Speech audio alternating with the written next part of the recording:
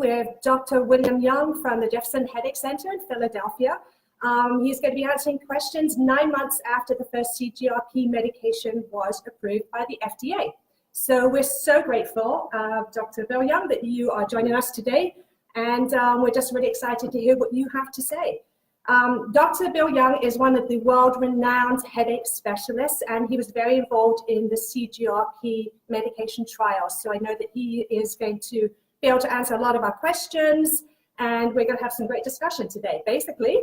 So if you're here with us now, please just let us know that you're here. Tell us your name, where you are from, and if you have taken one of the CGRP medications, and if you have, then which one you have taken. So I'm just seeing some people pop up. So I see Shelly and Mary. Hi, guys. Welcome. And Wendy, hi.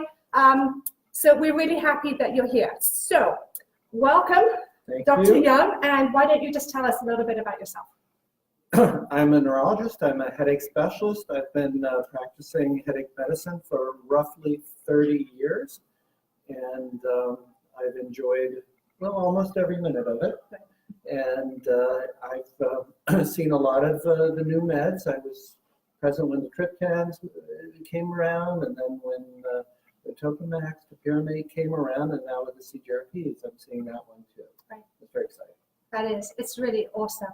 So this is really kind of a groundbreaking time in the treatment of headache, right, Yes. and migraine disease. Indeed. Yeah, it's very exciting.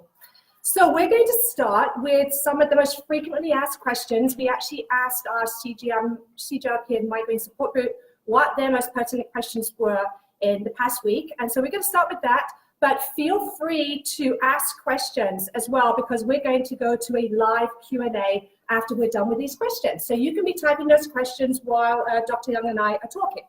So here's the first question.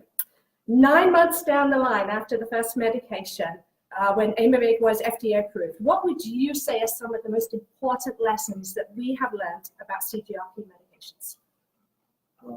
It seems, first of all, that they're safe. People have had side effects, but I haven't seen a dangerous thing happen because of them. So that's really great. Nor have I heard of it from my colleagues. So that's good. They work for some people and they don't work for others. You know, some people may have had a fantasy that this would be the answer for everyone, and that's just not the case. But I've seen some astonishingly good results, and then some where it's just not the right medicine. We have to move on. Right. Interesting. So what kind of efficacy rates are you seeing in your practice? I'm curious about that, just because I know that at the Jefferson Headache Center, you see a lot of people who tend to be on the more extreme end of the spectrum. And a lot of those people, like the people in our group, maybe some of you folks out there today, were excluded from the clinical trials. So what I would say is, for the few people that I see who would actually fit into the clinical trial, they're responding like the clinical trial. So about half of them are getting a quite nice result. If you look at the patients who've been on 10 or 15 preventive medicines, haven't had a headache-free day in a decade, you're not going to see the same results. But if you look at it, you know, what you might expect from a comparable from a pill medicine, it seems to be good for many. You know, there'll be a drop in a couple of points, there'll be less disability because the severe migraines attacks are more manageable or less frequent.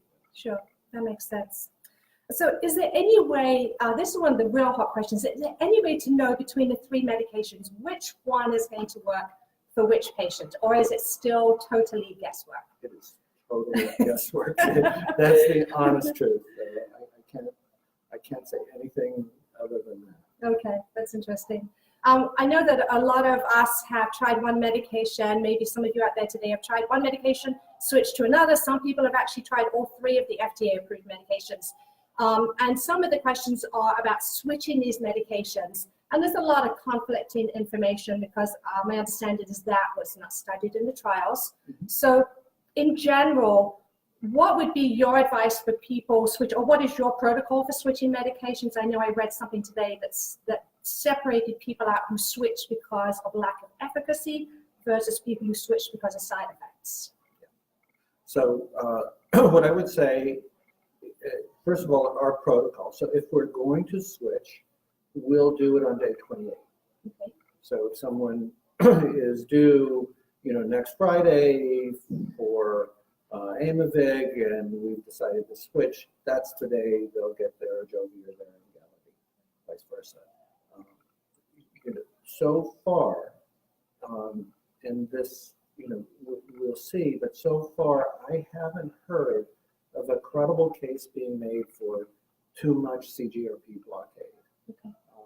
Except if perhaps in some of the side effects from the medicines, if you get constipation or something else, but not a serious medical syndrome of Right. overblockage of CGRP. Okay, so that's good to know. Yeah, that's good to know. Right. So I know that in some practices they want a longer gap because these combinations have not been studied before. But our practice has decided to just switch on the day. Okay. And you haven't seen any issues with that in your practice so None far? at all. Okay. Because if you were to have a washout period based on the long, extremely long half-life, that washout period would need to be really long. Yeah. Right. When I will prolong the washout period, if there's side effects, I just don't understand. Okay. Something's going on. Is the fatigue from, the mononucleosis that they just had, or is it from the medication? I'll want a longer washout period, but in a simple situation, it'll be on day 28. Okay, that makes sense. Okay. We're going through a lot of questions today, so I hope you don't mind if I'm just reading off my question sheet because I want to make sure that I get them right. So if a patient has to switch medications, either because of insurance issues, lack of efficacy, or side effects, you kind of answered this just now, but does the effect of the CGRP inhibitor continue to build up, or does it start from square one? And is that different if you're like switching from Aimovig to Ajovy and Emgality, or between the two that actually bind to the peptide? Again, all of this is unpublished, completely observational, and we don't have any science behind it. When we switch, let's say with a partial response, so somebody's a little bit better on the one CGRP, and we really want to do better so they can go back to work, or for quality of life, it's just not there.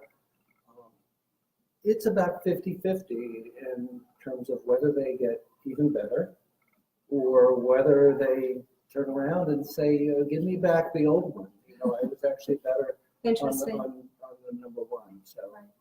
That is interesting because I've seen, and I know some people who have said, yes, I'm doing okay, for example, on Aimovig, but really, the new normal that they're experiencing is still not normal. And so they want to get something better and they switch, but it's not necessarily better.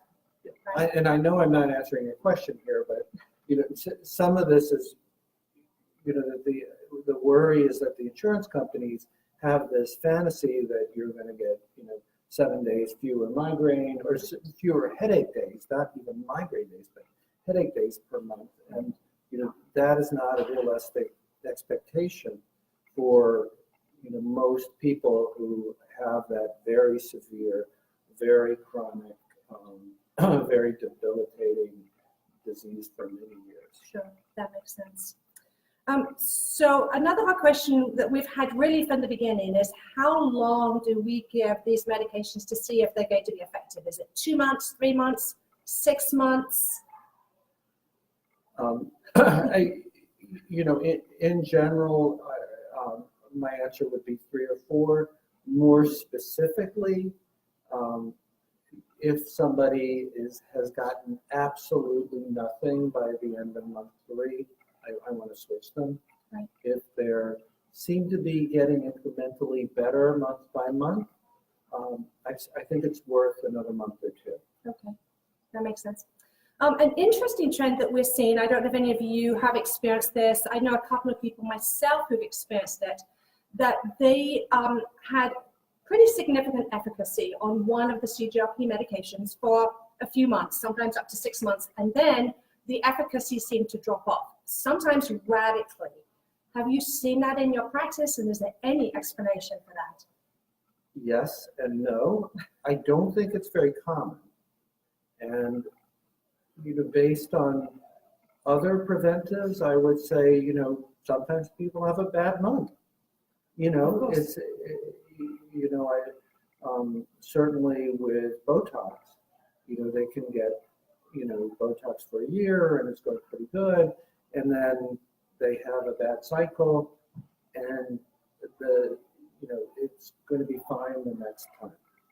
Okay, that's interesting. And obviously, it's easy to understand that if you actually have experienced some efficacy and then you go back down in the downwards trend, then that must be extremely discouraging for people. And so it just kind of probably looms larger than life. It's kind of a different topic, but are you seeing this used in any efficacy for people with new daily persistent headache? I am maybe an outlier here, but I think new daily persistent headache is really chronic migraine that got started differently for most people. And it's, it's usually a bad form of chronic migraine. I use the analogy of a fire. If somebody has a fire and let's say they have, head pain, throbbing, light sensitivity, nausea every day, but it started, on January 15th, 2011, and they've had a headache every single day since then. That's new daily persistent headache, but it is chronic migraine too. So our practice is to give both diagnoses and to treat for chronic migraine. And it tends to be like very severe chronic migraine, but it tends to respond like very severe chronic migraine a little bit more slowly. You have to be more persistent, but is by no means a hopeless diagnosis. And the medicines for migraine work for new daily persistent headache, where your lived experience is that of somebody with chronic migraine. That's helpful to know, and encouraging as well in many ways, that it's definitely not a hopeless diagnosis, and similar to just chronic migraine as well. So I'm going to broach the topic that is probably the hardest topic online, and I realized that when you're dealing with people who are online, generally, I think in support groups that we're finding people who are really not feeling well. Because honestly, if one of these medications had worked really well for me, I probably wouldn't be online as much. I would be out enjoying my life. And so there's kind of an imbalance of people who are having negative effects as opposed to positive. So bearing all that in mind, the topic is that of adverse side effects. And also bearing in mind that the population that's receiving the CGRP meds is likely more refractory, has greater comorbidities, has a different side effect profile than clinical trial participants. So, are you seeing any trends of side effects in your clinical practice that are different than the listed, 3, 4, 5 side effects that are on the medication inserts? Yes. Or no, the constipation is worse. Particularly with Aimovig, we didn't expect as much as we ended up seeing. And the fatigue, of course, is something that people with chronic migraine get anyway. And so it's been very hard to interpret, and in each case, it's very different. But I'm come to realize that it is a real thing that's happening and an unfortunate side effect with these medicines and some people. Interesting. Okay, well, that's good to know.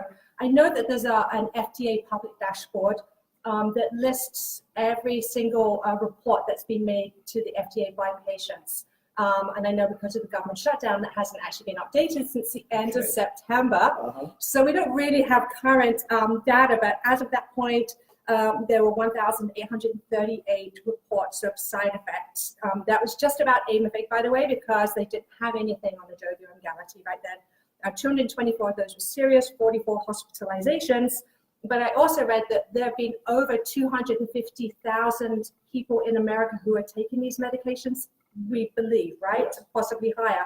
And so it'll be interesting to see what those statistics show when the FDA is able to update their website. But bearing that in mind, how long does it take the FDA to evaluate, that kind of quantity of reports and read through them and figure out general trends and what is likely causative? Yeah, I don't think that they ever will. I would not expect the FDA to do a credible job in doing that.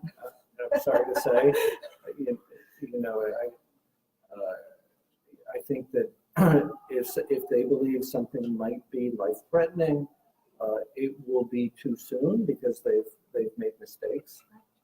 That way with other headache medicines, overreacting, and then if it's what they would consider, well, we don't care if you're fatigued or constipated, then it's never going to happen. They'll never change it. That's my expectation. Okay. Well, sometimes it's better to have lower expectations than higher expectations, right? And then get disappointed, discouraged, or angry. Right. But doctors will know. Okay. That's so it's okay. I don't think doctors usually read those things, and the companies that synthesize the information, they'll put that in. Okay. But there is some kind of listserv of headache specialists where you're sharing some of this information. Is that correct? Or some kind of informal way? It's informal. Right. Headache specialists talk to each other so much. Right. We're small. Where there's so few of us that everybody knows everybody. Right. Do you think that it's important for people to, if they have some of the more serious side effects, as in ones where, for example, they have to go to the emergency room, they're hospitalized, or they have to see their doctor for prescription medication, not just as in you need to go to a pharmacy and get over-the-counter treatment? Is it important for them to report to the FDA, to the pharmaceutical company, or their doctor, or all three? I think it is important. I think the pharmaceutical companies probably, that they have such an incentive to not be seen as hiding the information, Right. that there'll be a safe clearinghouse for your information. Okay. That's my belief. I don't have any evidence to back that up, but talking to people in the companies, I know how scared they are of being perceived as hiding information, even when it's clearly something else. In a clinical trial, if somebody takes the medicine, walks outside, doesn't see the red light and gets hit by a truck, that's a side effect. Right. Yeah. So in the report that I read today by another headache specialist, I read some of the side effects that he said he's been seeing and kind of gathering from other headache specialists. I'm just going to read these out, but the reason that that was really important to me was because it's important for us, I think, as migraine or people with migraine, when we experience what we believe are side effects, to be heard and validated so that we can try to figure it out together and have a partnership with our doctors, right? So some of the side effects that were noted in that report were worsening migraine, about 5%, this report said. Obviously, this is not evidence-based, it's just more anecdotal and subjective right now. Widespread constipation, like you said, sometimes very severe. Severe fatigue, nausea, joint pain, anxiety, depression, hair loss. We've basically seen all of these in our group. Some GI issues, a small percentage of thyroid dysregulation, and some more. So have you seen pretty much all of these? Yes, but I'm not sure, other than the constipation and the fatigue, that there's necessarily a causal reason for them. If it's working for the migraine, then it's really important to know. If it's not working, Right. it's less important and we can move on. Right. It is the best we can do sometimes is stop the medicine, let it wash out for a few months, and then if it was helping, either try the other one, or if you've already tried it, go back.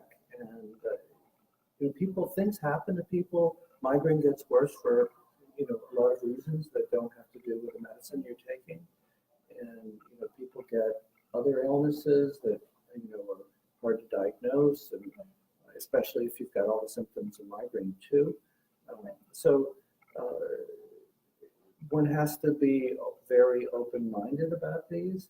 We'll get a better sense over time. It's still early. I know you really want to know. Oh yes, we really want to know. And I do too. We do.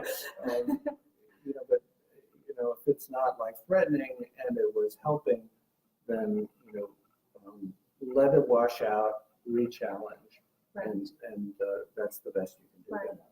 That's interesting. I mean, for someone like me, it was an easy choice because the medications didn't help, and so it was just a matter of getting off of them. But for the people who the medications do help and think they may be having side effects, trying to figure out what's causative, what's correlative is more important. So that's interesting. So at that point, it may be worthwhile having a washout period and then restarting again just to see what happens.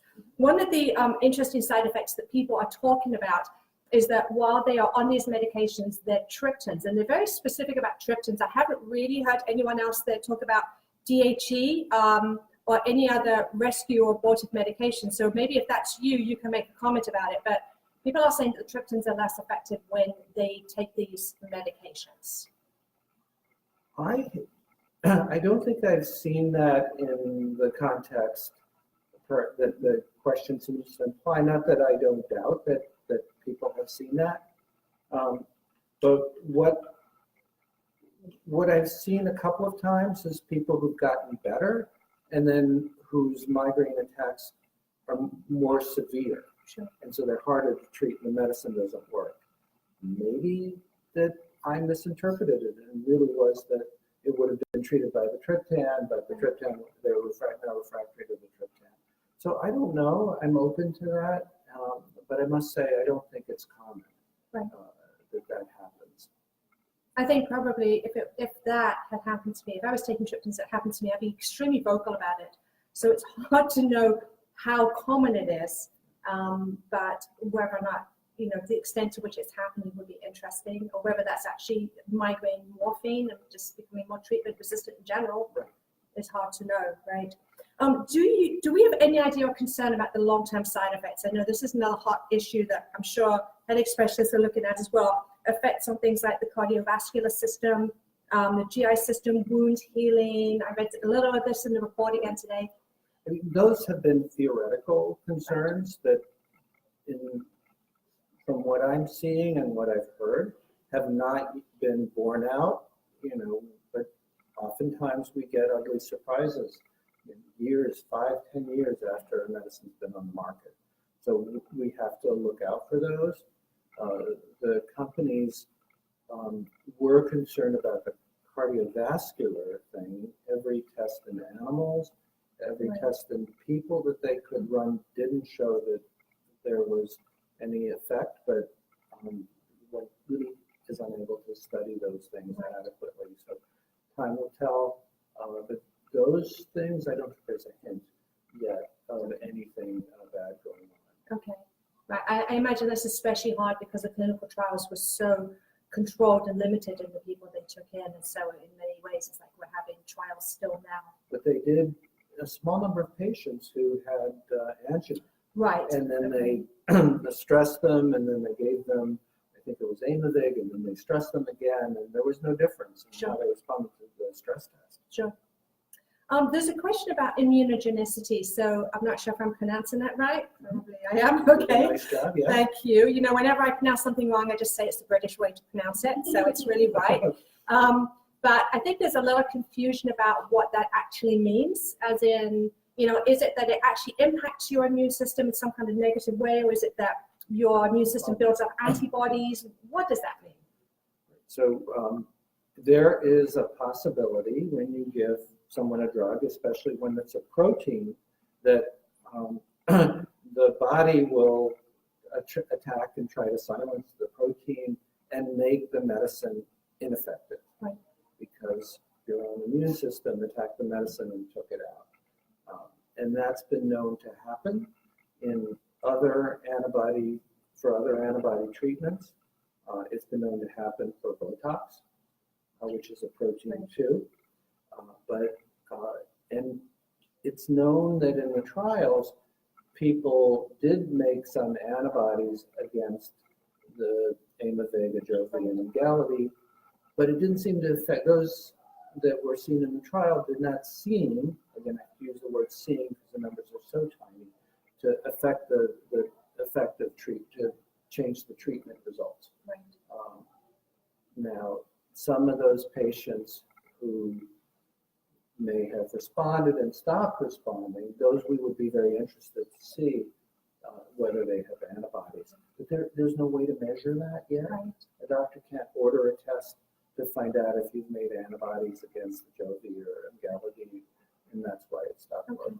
That makes sense. So just to let you know, we have just, I think, another 2 or 3 more questions that I have. So if you have questions and you have not already asked them, please start putting them in right now so we can find out what it is that you most want to know that we haven't already answered. So this is my next one. Do we have any updates about the upcoming CGRP medications? So again, forgive my pronunciation, ectinazumab, okay, atogepant, ubrogepant, and rimegepant, right? Yes. Okay. I have no update. I know that each program is proceeding. I know nothing that is holding back any of those medications in their development. I think it's going to be about a year before we start to see them coming on, and then it'll be a whole new interesting experience for us to see who's going to help and unfortunately who's not going to help. Right. Do we have any idea if people are going to be able to be on one of the CGRP inhibitors as well as a GPANT for abortive treatment? No, and that's a really important question. Yeah. I don't know. I imagine the FDA is going to be looking at that question. Okay. With a little bit of, they're going to care about that. Sure. We'll probably have some preliminary information. Okay. So this is my last question that I have. And that is, a lot of the supply chain issues, which were kind of crazy to begin with, when Aimovig was first released, it was just a nightmare navigating it. A lot of those issues have been resolved, not all of them. There's issues with getting the medication, with insurance, with the costs, and some of it's transportation as well. I've heard of medications arriving frozen. In the winter now, it's the opposite in the summer. So what do you see as the primary accessibility issues currently? Insurance companies, undoubtedly, they're imposing these rules, the Botox rule. There's no scientific basis for not being on both. In theory, the MAB and the Botox are probably your preventives that have the least side effects. Right. And yet the company's fine with you taking the preventives that give you the most side effects and only allowing you have to choose one between the 2 more expensive ones. So that's really unfair. And then I've heard of some of the insurance companies are requiring responses, getting headache-free days that are very unrealistic expectations for a lot of severe chronic migraine patients. Those are the 2 problems that I see coming. Interesting. So I've got some questions here from some of you. Some of these questions we've kind of answered already, but I'm just going to read out the ones that I have. This is actually a new one from, so please forgive me if I'm not pronouncing your name right, Fiona Shanahan. Hi, Fiona. Hope you're still with us. Hello. Say hi again if you're there. And she's asking, have you seen anyone having very low blood pressure with Aimovig or with any of the CGRP medications? No. I just haven't seen it. Okay. It could happen, but I haven't seen it. Okay. All right. So Dana Becca McGuinn, she's asking, have you seen patients who have got worse since taking the CGRP medications? So we talked about that a little bit, both frequency and severity. Yes. Okay. It's rare. I don't know if it's the medicine. It might be. For me as a clinician, I'm not going to wait. I'm not going to wait that much. That one out. Either it's not working and they're getting worse, or it's causing it. So they'll probably come off of it. Right. Interesting. I know I seemed to get worse to begin with, but it was in the middle of the summer as well. Mm-hmm. So I started thinking, well, maybe it's the humidity. Maybe it's just something completely random, pollen. So in my situation, it went on, but it's so complex when you're dealing with migraine. But I have seen patients where they get a little bit better and a little bit better, and by the end of the 4th or 5th month, it's really good. Okay. In that pattern. Whereas in the trials, when you look at the curves, it kind of looks like, you're going to know by the end of the 2nd month. Okay, that's good to know. So Barbara Coleman, hi Barbara, if you're still there, I'm glad you joined us today. Barbara's asking, is the side effect of constipation the same for any of the CGRP medications? I think you said it's worse for Aimovig. That's my experience. Again, there's no published data about that. In the trial, it was more for Aimovig, and in the lived experience that we're having, it again seems to be worse for Aimovig. Okay. So Shelley Smith-Bina, hi Shelley Smith-Bina, she's asking, do you suggest to have regular blood panels done when using one of these CGRP meds? No. Okay. Simple. That's easy. a quick, easy answer. Yeah. All right, this is a long one from Carrie Hess Adelina. She's been on Ajovy. Hi, Carrie. Nice to have you here. Hello. So Carrie's been on Ajovy for 3 months. First month, it seems to decrease the pain level. It's now gone back to higher pain level and frequency, and also noticing increased reflux, which we've kind of heard from some other people as well. I don't know if you've seen that.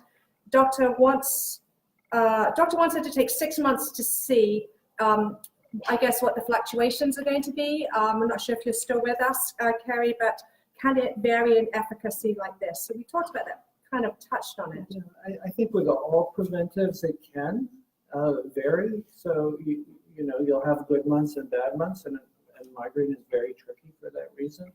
You know, not everybody gets, you know, exactly, you know, 7 exacerbations every month or whatever, and 6 is definitely better. It's not like that. So it is worth a little bit of time. 6 months strikes me as a little long, but you know, we're usually 4 or 5. Okay. So we mentioned very briefly the upcoming medications, and I do apologize because we really didn't go into depth of that with my questions, but it is important because especially for anybody who has not had success with the medication so far, we need to just hold on to hope and not give up. And I just want to encourage all of you who are with us today, or anyone who listens, just please do not give up hope. We are just in a groundbreaking time for treatment of migraine. So this is the question from Roberta Nagam. Will there be a pill form? And I'm wondering if you could just go through the upcoming medications that we know what they are, the form they come in, and what they're being used for. So there's going to be 3 that I know of, 3 Japans, and one will be an abortive taken for an attack, sort of the way you might take Imitrex or rizatriptan or Prova. One will be a preventive, and that'll be taken on a daily or twice daily basis to prevent migraine. And one may be both. We'll see. So is that Remedipet? Possibly. Possibly. Yeah. Okay. So that's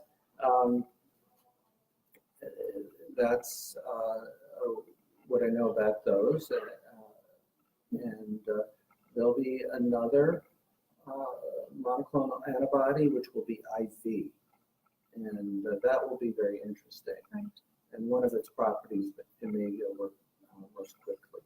Right, because it's the IV as opposed to any other method. Interesting.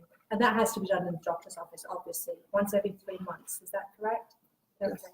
Can I ask myself a question? You certainly can. You know, I know it's a little bit weird, but I do want to tell people that I am concerned about pregnancy. There's nothing that negative that's been reported so far about pregnancy, but this is a medicine that works in the head and in the brain and is transported through the placenta into the fetus. And that kind of makes me, again, just speaking for me, a little bit queasy. So please be careful, you know, that you're not going to get pregnant. And I've heard different recommendations from doctors, but somewhere between 4 to 6 months after the last injection before you get pregnant. So it's a public service announcement. I know it's going to happen, but I tell my patients it's not going to be one of my patients where we discover that this is not good for pregnancy. Right, and I really hope that, you know, if you're thinking about getting pregnant or you want to have a family, that you take that to heart, that there are so many unknowns about these medications, and none of us obviously want to impact pregnancy. Does that also go for people who are nursing? Possibly, but we would think it would be different in nursing. very early in nursing, the baby does absorb the antibodies, and then later on they don't. Okay. And it should be fine. Okay. So I just have a couple more questions, and unfortunately we're kind of running out of time, but feel free to keep asking your questions, and I will hopefully send some to Dr. Young if you're willing, and we'll see if we can get those answers to you in the next week or so. I'm not sure what your schedule is, so I don't want to commit you, but we'll try to get your questions answered. But the most current, we're dealing with the most current questions for the CGRP medications, the issues that have come up over the last 9 months. So we're going to do, let's just say 3 more questions. So let's see, Donna, or I'm not sure if it's Donna or Dana. I have someone writing these questions down for me. I can read most of it, but just going to say Dana Beckler McGinn. Okay, if I really mucked that up, I'm so sorry. Hi, Dana or Donna. Nice to have you here. She's asking, does this work well for hormonal migraine? Are you seeing pretty much the same effect, same efficacy across types of migraine? Yes. Okay. And even migraine with aura. Okay, that's good to know. Actually, there is a question here about vestibular migraine. So Kerry has Angelina has vestibular migraine. She says that it has increased since she's been on the CGRP medication. Kerry, I'm not sure which one you've been on, how long you've been on it. It doesn't say here, but is that obviously could be a side effect. We don't know for sure right now. I wouldn't say I would deny somebody with vestibular migraine a CGRP medicine. Right. If it's, I mean, obviously it's not working for them, so they're probably going to stop it. Right. And again, vestibular migraine is fairly common. Dizziness is a common symptom of migraine. And, you know, if it seemed to help the headache, but the vestibular symptoms came on, and then afterwards the headache came back, but the vestibular symptoms got better, you might consider a retry, like I was explaining before. Okay, that makes sense. So I'm actually going to do 3 more questions. I'm kind of breaking my own rules because we just had a couple of kind of brand new ones. So bearing in mind that one of the side effects is joint pain, or the potential side effects is joint pain, according to the report I read and what we're seeing in our group, again, anecdotal, it's not being seen in clinical trials to this extent.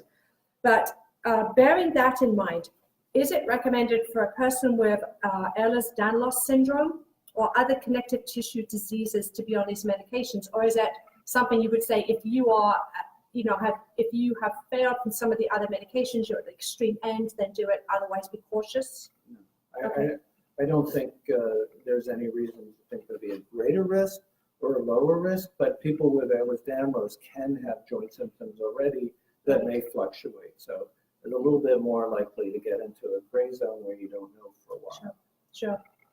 So a couple of the interesting side effects that I saw in the report again today was for anxiety and depression. We have had a lot of people report that. Of course, there's a lot, I know for myself, there's a lot of stress and anxiety trying these medications. It's really been an emotional roller coaster. But we are seeing people report that, definitely. So this is from Mary Samples. Hi, Mary, if you're still with us. Hi, I'm so glad you joined us today. She says, I had great relief on Aimovig, but some really terrible depression. It disappeared quickly after stopping. Not getting anywhere near great relief with Ajovy. She says, what the heck do I do? And this is obviously one of the huge issues, is discouragement. Where do we go from here? Right. Well, you know, unless the depression was extremely serious, and again, if the migraine was sufficient to truly impair your quality of life, a re-challenge is reasonable.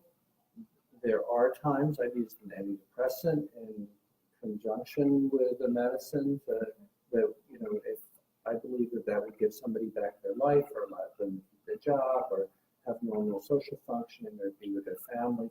So, you know, you need very, very close monitoring, but it is not necessarily unreasonable to re-challenge. Right, that's it. And by a re-challenge, you're saying to give the medication a try again, see if the side effect comes back. Comes back. Okay. So this is just something for all of us to bear in mind. And for any of you who really are just experiencing anxiety and depression while you're on these medications and feel like you need to stop, just please, again, don't give up, and please do not lose hope. We have a tremendous community, both in our group and online. And so I just want to encourage you to be a part of that community and know that there are others out there. So we really do have the final question now. And this is, as far as we know, will the new G-PANTs that are hopefully going to be approved in the next year or year and a half, will they cause medication overuse headache? Excuse me, medication overuse headache. I don't know. Nobody does. We're hoping not. Okay. And that's all I know. Yeah. Well, actually, let me step back.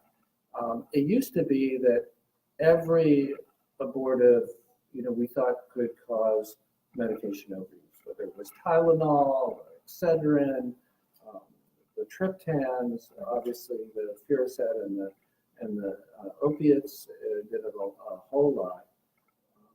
But now, first with the devices, we can get acute treatment, and then the more benefit you get with acute treatment, you get a preventive benefit too. And so that was kind of good and strange in a nice way. And there's no reason why a medicine with a new mechanism might be an actual preventive without abortive without rebound. So we'll see. We'll see. Yeah. Well, again, Dr. Young, thank you so much for joining us today. I really appreciate your time. I'm sure we all do. And I just also wanted to give a shout out to the Coalition of the Headache and Migraine Patients, who actually helped us get this Facebook Live set up, helped us through some technical issues. Both Dr. Young and I are actually at a chamber conference right now, so we just want to say a huge thank you to you, and a huge thank you to each of you who joined us today. So we will see you again soon for our next Facebook Live chat in a couple of months.